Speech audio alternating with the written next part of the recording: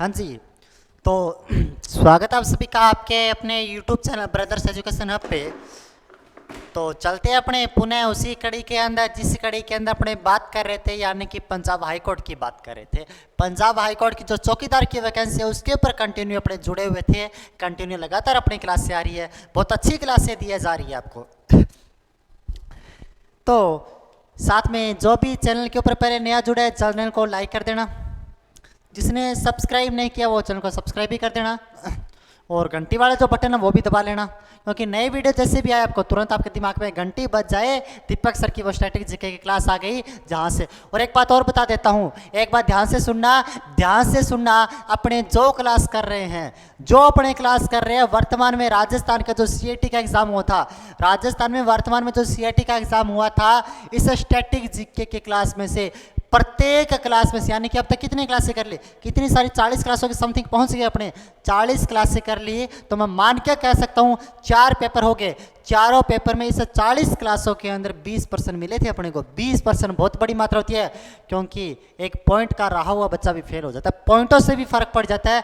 20% मिले थे, जिसने हमारी ये क्लासें भी देखी है उसके भी 20% सही हुए। बहुत अच्छी बात है, क्योंकि अपने सेंट्रल लेवल का एग्जाम की तैयारी कर, सेंट्रल लेवल का जीके पढ़ रहे हैं, और सीएटी के अंदर ये सेंटर का सीएटी सिलेबस में था, तो अपने से यहाँ से भी 20% मिले। बहुत अच्छी बात है। अपने जो 20-20 मिनट की क्लास के, 10-10 मिनट की क्लासों के अंदर 20% देना तो बहुत खुशखबरी होगी आपके लिए, बहुत अच्छी बात होगी कि अपनी क्लास से पर्सन सीधा के सीधा हूबहू पर्सन ऐसे कैसे आ रहा है।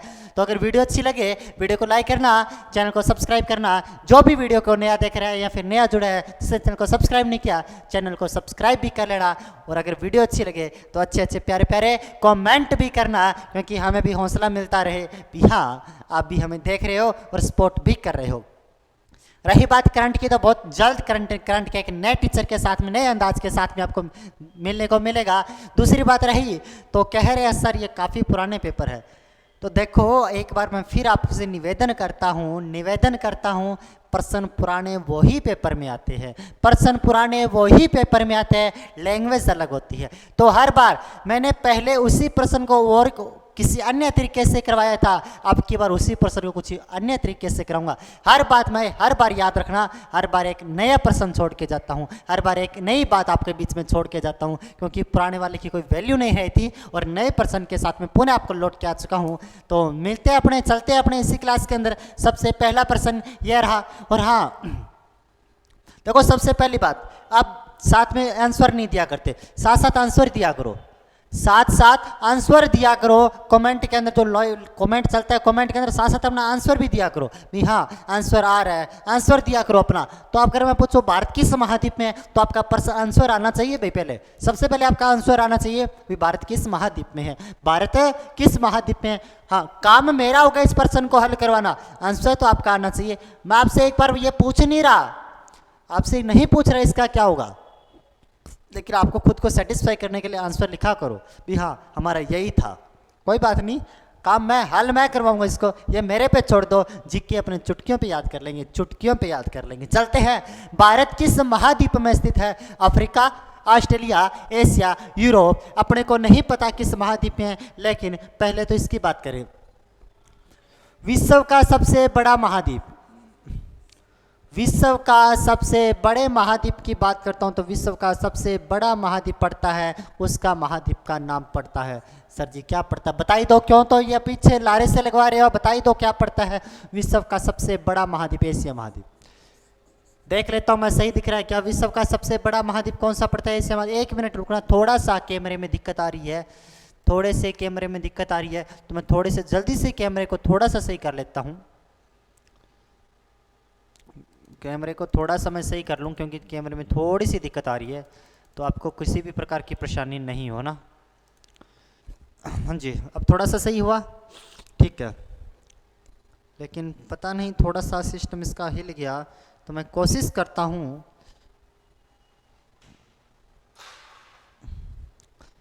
अब थोड़ा सा सिस्टम हिल गया, कोई बात नहीं, देखते हैं टेक्निकल टीम से बात करेंगे। भारत किस महाद्वीप में स्थित है? तो सबसे बड़ा एशिया महाद्वीप पड़ता है। दूसरा तो अफ्रीका पड़ता है। कौन सा पड़ता है? अफ्रीका पड़ता है। तीसरा तो ऐसे तीन मंडता है तो इससे ही उत्तरी अमेरिका आता है। उत्तरी अमेरिका तो दक्षिण अमेरिका को क्यों पीछे छोड़ो, दक्षिण अमेरिका को भी ले आओ, दक्षिण अमेरिका पड़ता है। सर जी इसको ले आए तो उसके बाद में क्या कहे, उसके बाद में अंटार्कटिका को ले आओ, अंटार्कटिका महाद्वीप को ले आओ। सर उसके बाद में तो यूरोप को ले आओ। उसके सर सबसे छोटा तो ऑस्ट्रेलिया है ना, उसको सबसे अंत में ले आओ। तो सबसे बड़ा तो कौन सा? एशिया है। सबसे छोटा तो ऑस्ट्रेलिया पड़ता है। एकमात्र ऐसा महाद्वीप जिसके ऊपर जनसंख्या नहीं है तो वो कौन सा? अंटार्कटिका महाद्वीप पड़ता है। कौन सा पड़ता है? अंटार्कटिका महाद्वीप पड़ता है, जिसके ऊपर जनसंख्या निवास नहीं करती। प्रश्न पूछा भारत किस महाद्वीप में है, तो आंसर आपका सीधा सा निकल के आना चाहिए। हम तो कौन से महाद्वीप में पढ़ते हैं? एशिया महाद्वीप में पढ़ते हैं। सबसे बड़ा महाद्वीप आता है, सबसे छोटा तो ऑस्ट्रेलिया आता है। छोटा तो ऑस्ट्रेलिया और बड़ा तो एशिया महाद्वीप आता है। यहां से पता होना चाहिए। आगे चलूं मैं तो आगे सुनना। हो रहा हूं बाबा पर तुझ पे भरोसा है। भारत जनसंख्या की दृष्टि से कौन से स्थान पे था? मैंने काफी बार एग्जाम में आपको बताया था और यही का प्रश्न वहां पे सीएटी के एग्जाम में छप के आ चुका है। सेम यही प्रश्न। तो यहां से डिट्टो वही 4-5 बातें इंपॉर्टेंट है जो यहां से कर लेना, कवर कर लेना, क्योंकि अगर वहां पे आ चुका है तो हमारे यहां भी आ सकता है। काफी बार ये मैंने 3-4 बार करवाया था इसी प्रश्न को, मैंने 3-4 बार इस क्लास में करवाया। सेम यही का यही प्रश्न छपा हुआ था वहां पे सीएटी। कितनी अच्छी बात है, ऑप्शन भी चेंज नहीं थे, ऐसे कैसे प्रश्न छुपा हुआ है। तो की बात को ध्यान से सुन लेना, ध्यान से सुन लेना, क्योंकि मेरे को भी पता है पुराने प्रश्न हैं, लेकिन मेरे को इतना भी बहुत अच्छे से पता है पेपर वही आते हैं घूम घूम के, लैंग्वेज चेंज होती है। तो इसकी बात को रट्टा मरवा देता हूं, क्योंकि सिलेबस कुछ भी नहीं है आरडीसी के, उसके अंदर हाई कोर्ट के बहुत थोड़ा सा सिलेबस है, अपने वैसे ही कवर कर लेंगे उसको। सुनना, जनसंख्या में सबसे बड़ा देश, तो जनसंख्या में सबसे बड़ा 1 नंबर पे तो चीन पड़ता है। सर जी जनसंख्या में 2 पे तो भारत पड़ता है। सर जी भारत की जनसंख्या विश्व की कुल जनसंख्या का 17.5% है। भारत की जनसंख्या विश्व की कुल जनसंख्या का 17.5% है।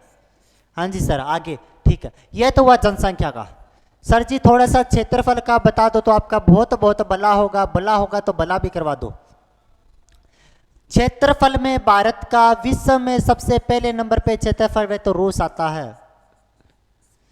सर जी हमें पहले का क्या लेना, हमें तो भारत का बताओ सीधा, भारत का कहां पे आता है? भारत का 7वें नंबर पे आता है। सर जी 7 बता दी तो 8वां भी बता दो। 8 में तो अर्जेंटीना आता है। ओहो सर जी आप तो पता नहीं क्या बताए जा रहे हो, आपको तो बताना ही नहीं आता। सर मेरे तो इतना बताओ, भारत का क्षेत्रफल विश्व के क्षेत्रफल का कितना है? अच्छा आपको यह सुनना था, तो भारत का क्षेत्रफल विश्व के क्षेत्रफल का 2.42% पड़ता है।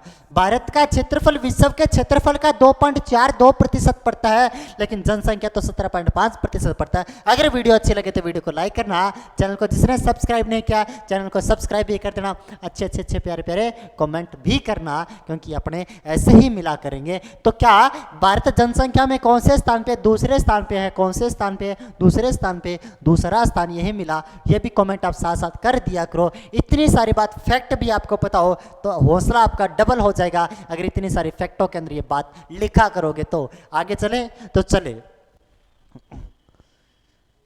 हाँ जी, कारक रेखा भारत के कितने राज्यों से होकर गुजरती है? Tropic of cancer is through in state, how much state in tropic of cancer? कारक रेखा भारत के कितने राज्यों से होकर गुजरती है? सर 7, सर 9, सर 8 या फिर 6 राज्य। 4 ऑप्शन आपको दिख रहे हैं, मेरे को भी दिख रहे हैं स्क्रीन के अंदर। 7 राज्य, 9 राज्य, 8 राज्य और 6 राज्य। तो 7 राज्य, 9 राज्य, 8 राज्य, 6 राज्य। सर हमें नहीं पता, कारक रेखा ही बता दो सबसे पहले। तो सुन लो, वाह कितना ब्यूटीफुल बना है ना। ठीक है, इसके लिए एक लाइक कर दो। हाँ पहले तो भैया आप लाइक नहीं करते, वीडियो देखते ज़्यादा और लाइक करते नहीं। अरे कर दिया करो, लाइक करने में क्या जाता है? ऐसे करके ऐसे टिक्की मारना है, ऐसे अंगूठा सा बना होता है, ऐसे करके ऐसे करना, कर दो ना। इतनी देर में मैंने कि मेरे साथ साथ कर दो ऐसे। बस टिक्की करना कर दिया करो, लाइक करने में हमें भी हौसला मिलता है। ठीक है, कोई बात नहीं। ये हमारा ग्लोब पड़ता है। ग्लोब को मध्य से काटने वाली रेखा को 0 डिग्री कहा जाता है। 0 डिग्री कहा जाता है। उत्तरी गोलार्ध में 23.5 डिग्री रेखा को तो कर्क रेखा कहा जाता है, ट्रॉपिक ऑफ कैंसर कहा जाता है, कर्क रेखा कहा जाता है। दक्षिणी गोलार्ध में 23.5 को तो मकर रेखा कहा जाता है, मकर रेखा। यही जो कर्क रेखा पड़ती है भारत के मध्य से गुजरती है, भारत के मध्य से गुजरती है, यानी कि भारत के 8 राज्यों से गुजरती है। 8 राज्यों के बताऊं तो इस साइड से रखूं गुजरात और राजस्थान, तो वही से ही अपना फेमस है, राजस्थान के धोरे।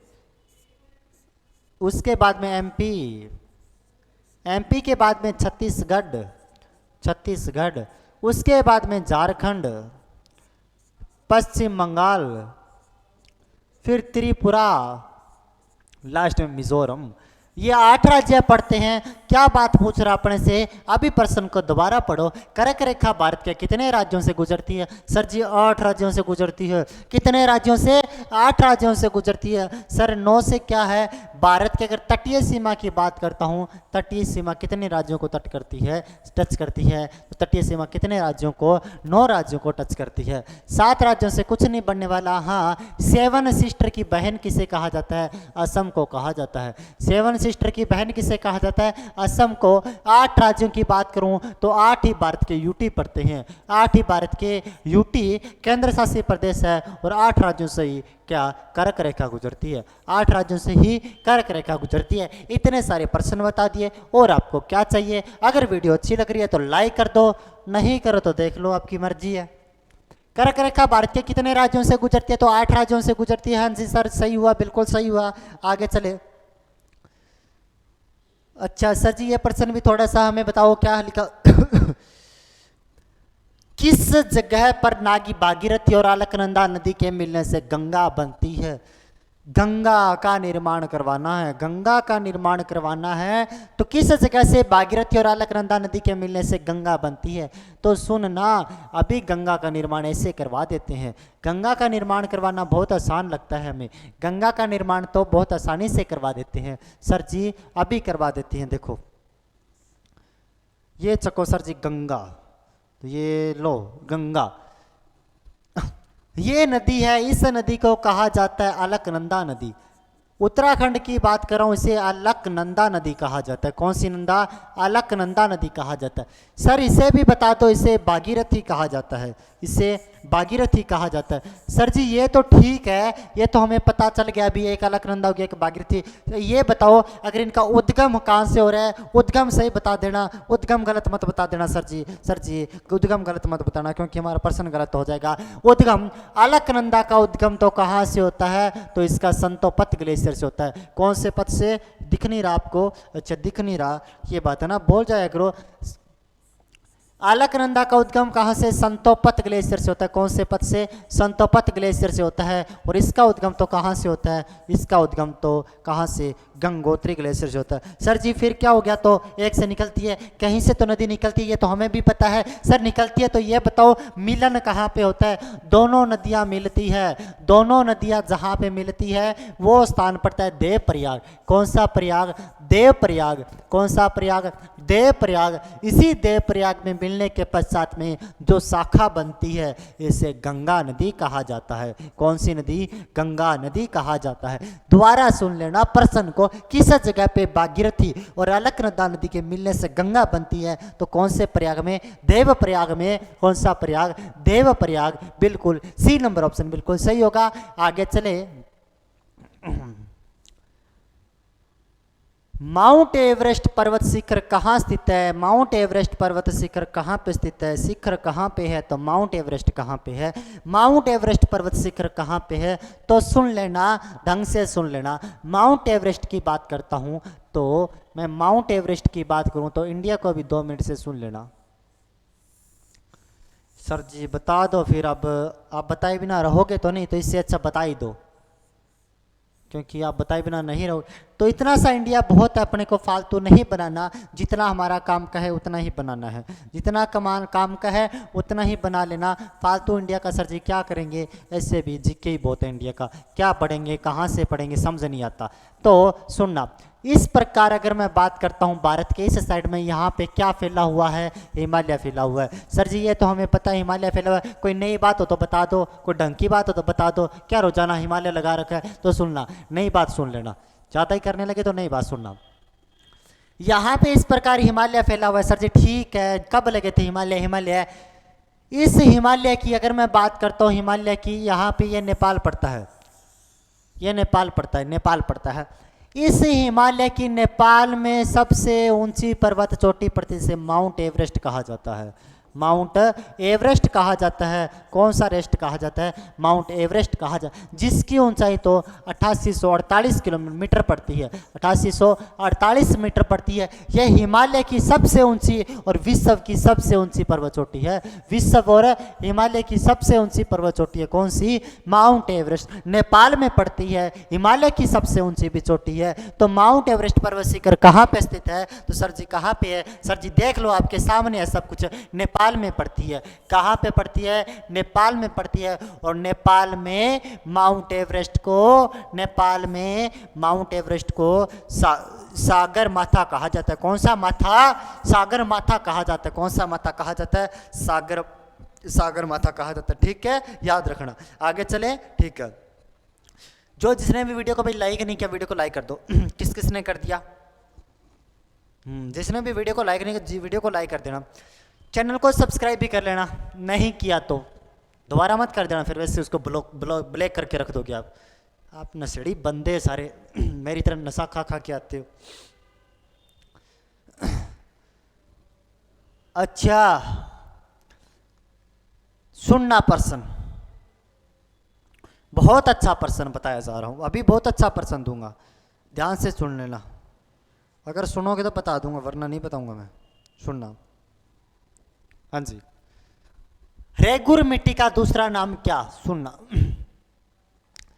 भारत के दक्षिण की बात करता हूं, यहां पे दक्षिण की बात करता हूं, दक्षिण में।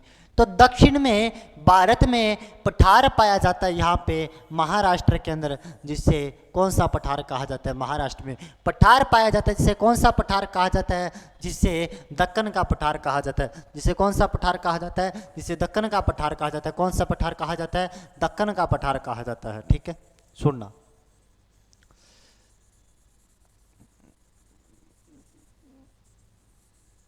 ठीक है सर जी, दक्कन हो गया। आगे कोई ढंग की बात हो तो बता देना, वरना मत बताना। ठीक है, सुन लेना, ढंग की बात सुन लेना। फिर भारत में अगर काली मिट्टी के लिए जो प्रसिद्ध पठार पड़ता है, भारत में काली मिट्टी के लिए प्रसिद्ध पठार है, तो वो कौन सा पठार पड़ता है?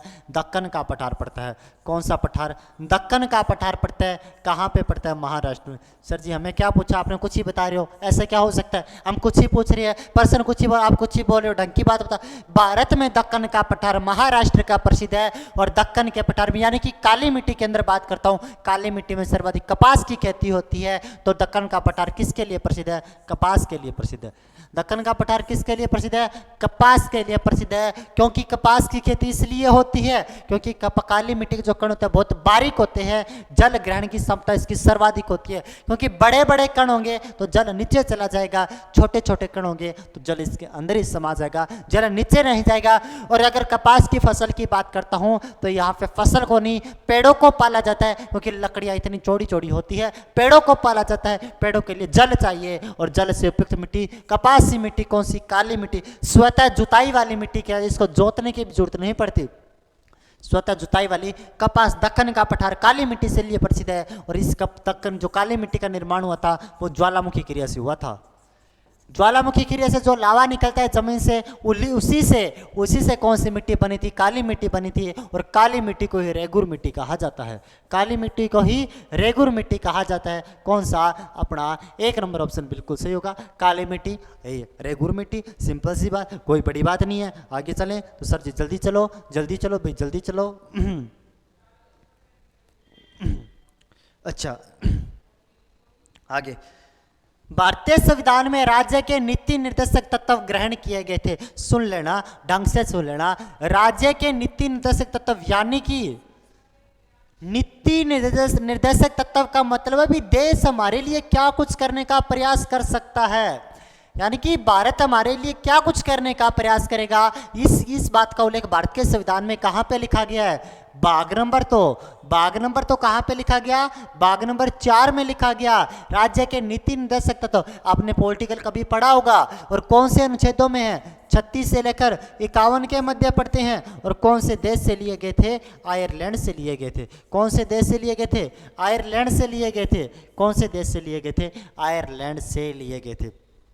अच्छा, उसके भारत के संविधान में राज्य के नीति निर्देशक तत्वों का ग्रहण किया गया आयरलैंड से। अच्छा, एक बात और बता देता हूं, राज्यसभा में जो सदस्य होते हैं, राज्यसभा में सदस्यों का जो नामांकन होगा, जो फॉर्म भरा जाएगा, उनका नामांकन होगा, वो किस प्रकार होगा? वो भी कहां से लिया गया था? वो भी यहीं से लिया गया था। कहां से? आयरलैंड से लिया गया था। कहां से लिया गया था? आयरलैंड से लिया गया था। और राज्य के नीति निर्देशक तत्व भी कहां से लिए गए थे? आयरलैंड से लिए। अगर वीडियो अच्छी लगे तो वीडियो को लाइक कर देना, और जिसने भी चैनल को सब्सक्राइब नहीं किया, चैनल को सब्सक्राइब कर देना, ठीक है।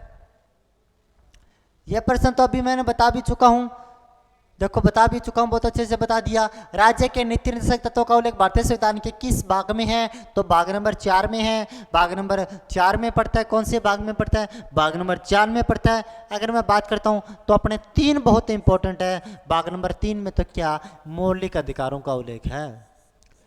जो अपने फंडामेंटल राइट्स पढ़ते हैं, मौलिक अधिकार पढ़ते हैं, जो हमारे मौलिक अधिकार पढ़ते हैं, उन मौलिक अधिकारों का उल्लेख कहाँ पे लिखा हुआ है? भाग नंबर 3 में लिखा हुआ। किसका? मौलिक अधिकारों का उल्लेख। यह बात आपको बहुत अच्छे से पता होनी चाहिए। तो भाग नंबर 3 को टिक कर आगे चले। भारतीय संविधान के किस अनुच्छेद में राज्य के नीति निर्देशक तत्वों का उल्लेख है? तो 36 से 51 के मध्य पड़ता है। कहाँ पे पड़ता है? 36 से 51 के मध्य भारत के संविधान के जो नीति निर्देशक तत्वों का उल्लेख मिलता है, वो कहाँ पे मिलता है अपने को? 36 से 51 के मध्य देखने को मिलता है। कहाँ पे देखने को मिलता है सर? 36 से 51 के मध्य देखने को मिलता है। तो कोई बड़ी बात नहीं है, सिंपल सा टिक कर देंगे। अगर मैं मौलिक अधिकारों की बात करता हूँ तो मौलिक अधिकार यूएसए देश से लिए गए थे। यूएसए देश से लिए गए थे। भाग नंबर 3 में पढ़ते हैं। अनुच्छेद कहाँ पे? 12 से लेकर 35 के मध्य पढ़ते हैं। अनुच्छेद कहाँ पे पढ़ते हैं? 12 से 35 के मध्य पढ़ते हैं। यहाँ से इस बात का आपको पता होना चाहिए। अगर वीडियो अच्छी लग रही है तो वीडियो को लाइक भी करना, चैनल को सब्सक्राइब भी करना, सभी ग्रुपों में शेयर भी फेंक देना। हाँ जी, बहुत अच्छा प्रश्न है, पढ़ाता हूँ आपको, पढ़ाता हूँ। हाँ जी, पढ़ो, प्रश्न को पढ़ो और आंसर अपना कमेंट कर देना भाई। देख रहा हूं मैं किस किस का आ रहा है।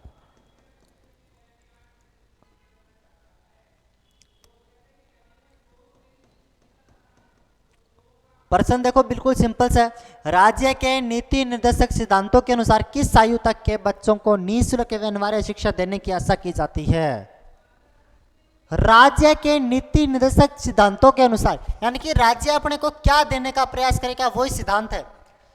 किस आयु तक के बच्चों को निःशुल्क और अनिवार्य शिक्षा देने की आशा की जाती है? किस आयु तक के बच्चों को निःशुल्क और अनिवार्य शिक्षा देने की आशा की जाती है? तो 14 वर्ष थी।